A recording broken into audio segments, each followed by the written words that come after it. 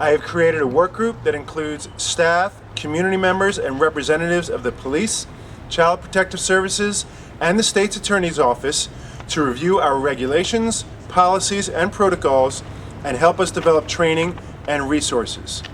This builds on our already strong relationship and collaboration with the police, Child Protective Services, and the state's attorney's office.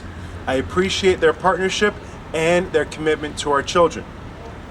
Among the other actions that we have taken, last month we held training for all of our principals to reinforce our protocols that we use whenever there's an allegation of abuse and to review the expectations for communication with parents. This follows up on training we did in October 2013 in partnership with the police and Child Protective Services, which reviewed protocols for monitoring and reporting allegations of abuse. We have implemented a robust centralized database in order to monitor employees against whom allegations have been raised, even if the police chose not to investigate or charge them.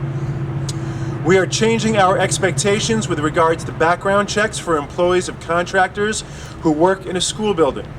State law requires only a sex offender registry check for these employees, but we are now requiring fingerprinting and full criminal background checks. While we already do training on recognizing and reporting suspicions and allegations of child abuse, I feel like we need to do more.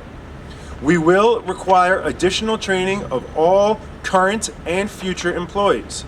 It is my expectation that all MCPS employees will take this training before the end of the school year.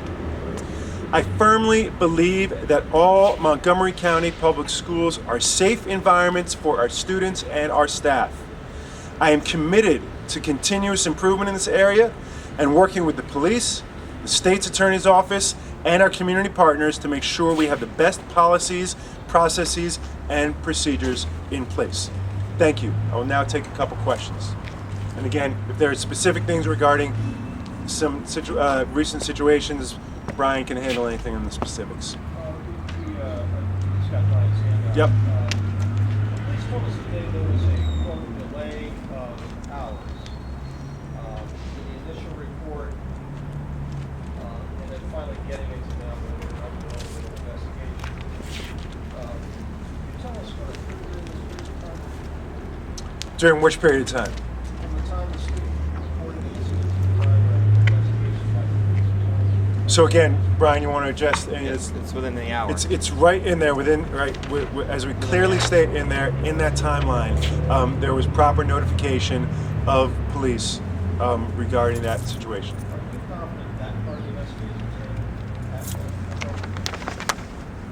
Which part of it? The reporting part. So Very initial. so as we clearly state in what we provided right there, that's the timeline of the events that occurred.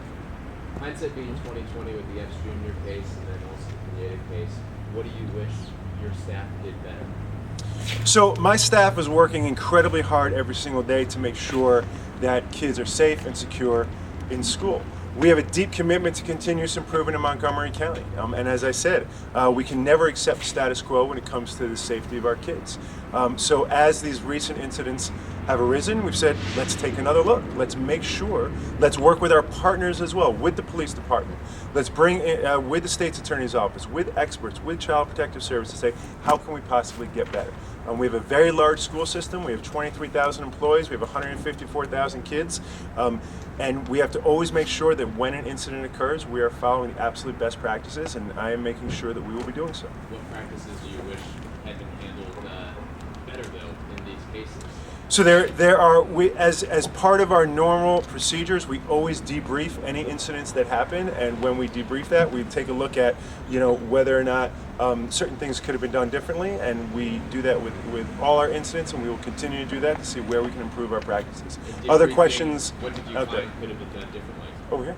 Yeah, so he was in the schools, 5 years or so. How do you think about his... And when you say his, who are you referring to in particular? Jose Pineda. Mm-hmm. Yeah, so in that case, he had a couple of years recently and then a few years before as a substitute teacher. And one of these allegations goes back to 2004. How do you think about what might have happened, or are you troubled by the idea that he was in the schools for this amount of time and not really So in the most recent incident that occurred, when it was brought to the administration's attention, as you see from the timeline that we have provided, we immediately notified a police officer who was on the scene, right, an SRO. And so we followed procedure in terms of notifying the uniformed officer who was there. What happened after that day? What happened after? After the SRO was notified. So you can see from the, I actually don't have that right in Yeah, front of me. I yeah, should have you copied it in need to front talk of me. to the You can see police from about that. Well, I mean, within the school, did the student return to class? Did the teacher return to class? The teacher was never in class after leaving at 12:35. After the escort out of the classroom. So after the SRO was notified, the substitute teacher never went back to class? Yeah, substitute teacher was removed from the classroom at 12:35, Right. and he has never been in a Montgomery County classroom since then. Why was there no desire to notify parents after this all took place? Really, it was only until there was backlash for X Junior that the Pineda case was ever reported. So I would not characterize it as no desire. What I'd say is we are constantly trying to improve our communication procedures, and as the principal clearly acknowledged, she wished that she had done so in hindsight. The number one priority of our staff is always the protection and well-being of our kids. And sometimes when issues, and this, this may happen different times, sometimes when issues are resolved with the child and with the child's parents, the principal may not have thought about, we have to notify everybody else, but then That seems like common sense, though. so we are training our folks, we are improving our procedures, we are reinforcing the notion that we must always be communicating with our parents. And in this situation, while that was not done initially, I do believe that the principal did exactly the right thing and saying, we should have talked to the principal, to the parents about it. And she was very clear and upfront and transparent in her decision making, and I give her a lot of credit for it.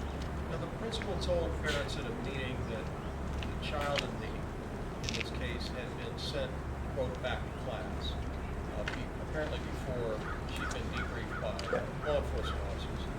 Is that the case, and is that...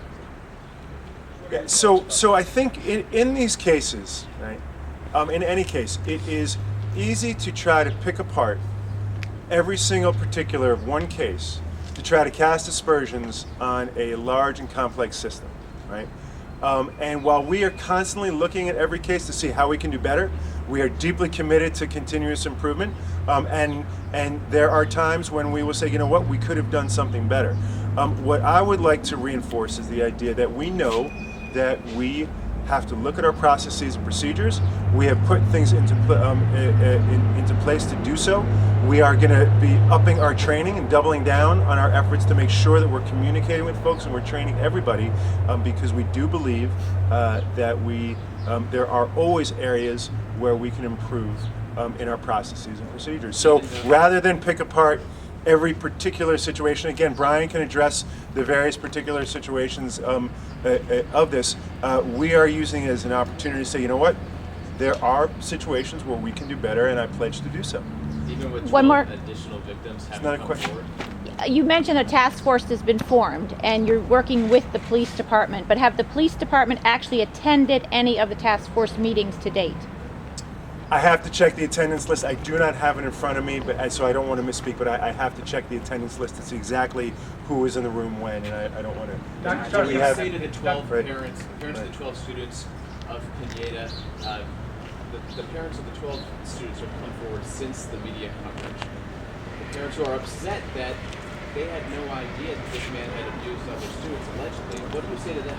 So I will say to all of the parents of Montgomery County Public Schools, the safety and security of our kids is our number one priority. And I pledge to do whatever we can and whatever I can to ensure that every single day. Where we find there are processes, procedures, protocols where we need to improve, we will do so. Where we find that there's additional training that has to be done, we will do so. I absolutely pledge that to all of the parents in Montgomery County Public Schools, and these are, the recent incidents have said, we have to take a hard look. We will, and we will make sure that our schools continue to be safe and secure environments for all of our kids. Thank you. Brian and I are around if you got other questions. And we'll email you the statement as well, so you have that.